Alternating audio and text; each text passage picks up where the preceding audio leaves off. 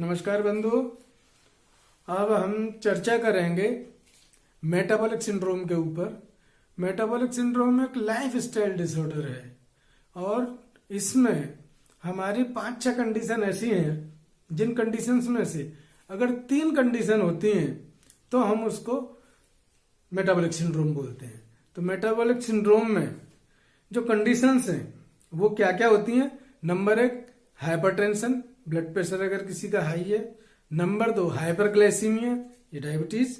तीसरा है obesity, overweight होना। चौथा है डिसलाइपिडीमिया, जिसको बोलते हैं कभी कोलेस्ट्रॉल की गड़बड़ी है। और होती है कि कोई कार्डियोवास्कुलर हार्ट डिसीज अगर आपको है।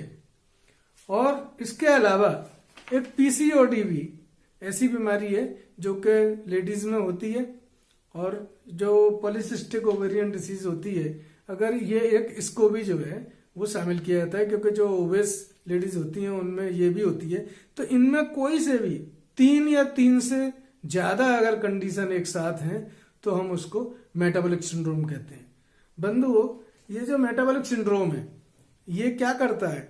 ये डायबिटीज को डायबिटीज प्रोन होते हैं, क्योंकि इनमें हाइपरग्लाइसीमिया होता है, डायबिटीज डेवलप हो जाती है। दूसरा, इसमें जो है एंजाइना, जो कोरोनरी आर्टरी डिसीज और हार्ट अटैक प्रेसिपिटेट होते हैं।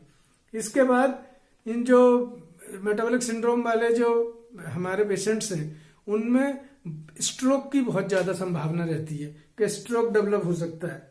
और ये जो है इसमें और क्या कारण हो सकते हैं? जैसे बढ़ती हुई एज है, तो बढ़ती हुई एज से भी इसका फर्क होता है। फैमिली हिस्ट्री जो है अगर किसी में है वो भी कंट्रीब्यूट करती है। और एक्सरसाइज न करना भी मेटाबॉलिक सिंड्रोम को इनवाइट करता है। इसी तरीके से जो हमारी फैमिली हिस्ट्री अगर है तो वो भी इसके लिए वो करती है। और जो ओबेसिटी है वो 2 तरह की होती है। एक तो होती है जो कि सेंट्रल ओबेसिटी जिसको बोलते हैं, जिसमें तौन निकल आती है, कमर का घेरा बढ़ जाता है, वो ज्यादा खतरनाक होती है। ओबेसिटी तो ओवरऑल टोटल जो है वो खतरनाक होती है, लेकिन वो जो है डायबिटीज और हार्ट अटैक इन दोनों के लिए वो बहुत ज्यादा नुकसानदायक होती है। और इसका जो डायग्नोसिस हम कैसे करते हैं, तो जो मेटाबॉलिक सिंड्रोम के डायग्नोसिस के लिए हम पहले तो कमर का नाप लेते हैं।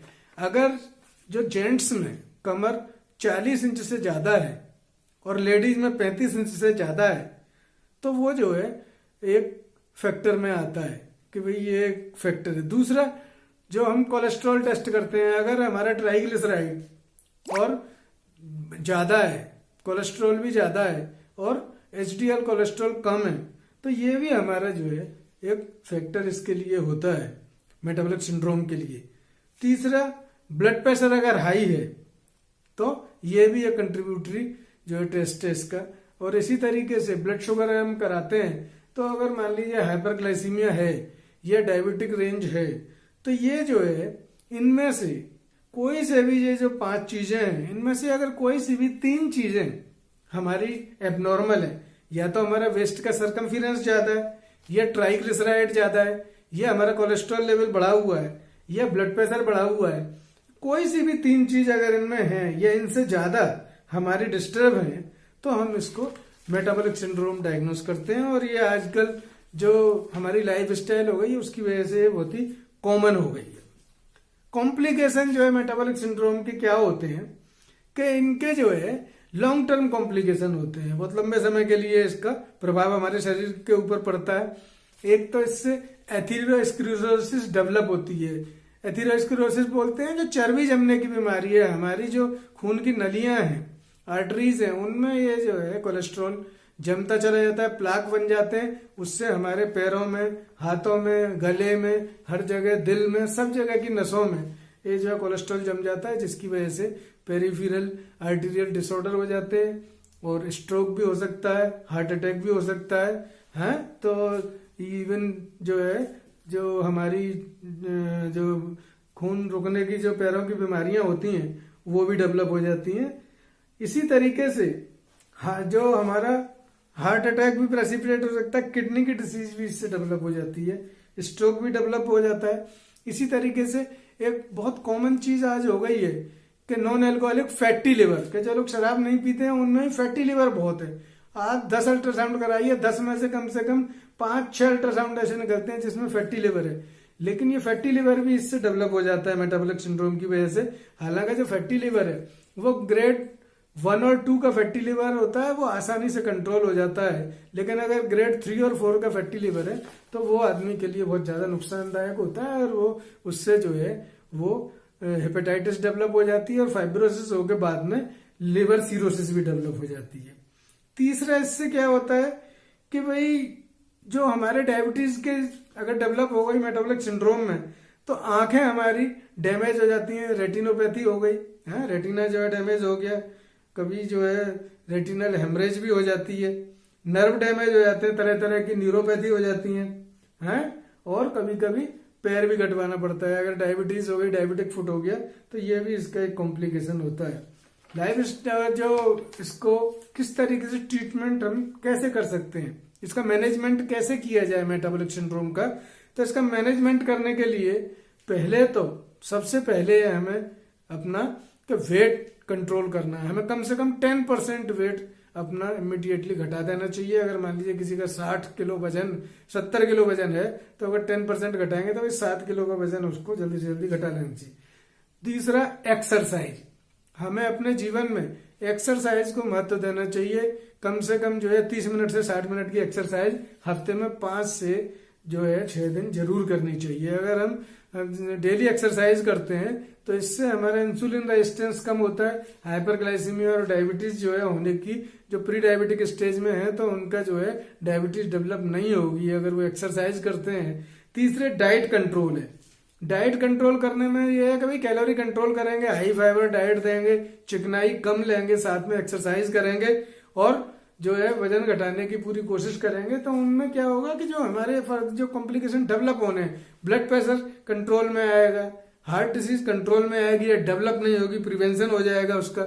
इसी तरीके से स्ट्रोक है वो या तो प्रिवेंट हो जाएगा है, और अगर मान लीजिए किसी को स्ट्रोक हो चुका है तो फर्दर कॉम्प्लिकेशन उसमें नहीं होंगे, या जो है दोबारा स्ट्रोक नहीं पड़ेगा।